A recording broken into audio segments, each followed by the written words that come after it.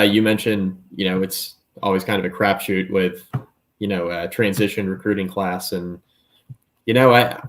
I try to caution people just in general, not just Virginia Tech fans, but any fan base, that it's really hard to come in right around the time of the early national signing day with the way things are currently structured in college football. Having the early signing day in mid-December, it's really hard to come in as a new coach and establish relationships with guys you may or may not be familiar with that were targets with a prior coach, right? And establish months or years worth of relationships in a span of 2.5 weeks, which is what Brent Pry had to do.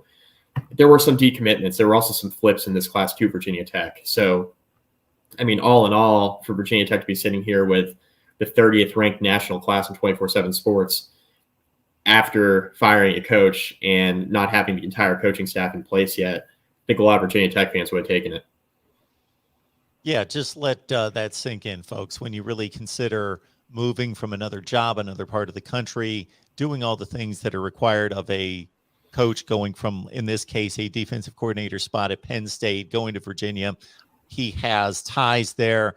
Check out the post that Mike and Paul did on the hiring of Brent Pry right here on the Virginia Tech channel that really talks about Pry's experience, his ties to Virginia. So there is some groundwork laid there, but nothing close to what is established by coaches across the country that you're competing against, who have established, again, as Mike says, relationships over months and years with these student athletes. So at number 4 in the ACC and number 30 nationally, that's pretty impressive. So what was some of the late breaking news in that final 24 to 48 hours, those hits and misses? Yeah, so a lot happened. Now, it's not uncommon for this to happen in any recruiting class, but especially one that's transitioning from one coach to another, as late as Virginia Tech's was. And Virginia Tech hires Brent Pry late November timeframe, and he hit the ground running on the recruiting trail and tried to retain as much of this class as he could, and he did a really nice job of that. But there were some flips away from Virginia Tech. So a couple here.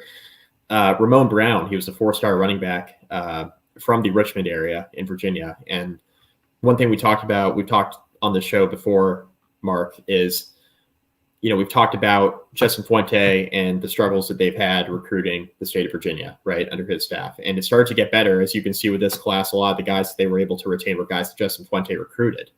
So there was more of a priority put on Virginia, albeit a little bit too late for Justin Fuente.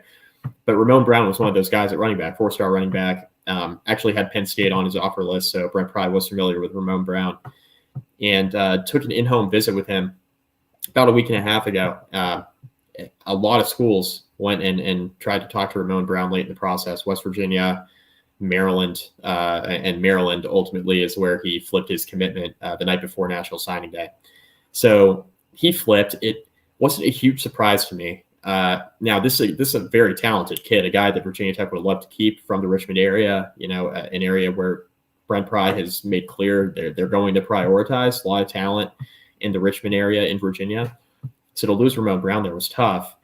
But if you're going to have it happen to one position, have it happen to running back, where Virginia Tech has over-recruited in the past several years. They have almost too many running backs on the roster at this point in time. So, it sucks to have to lose Ramon Brown to Maryland the night before signing day.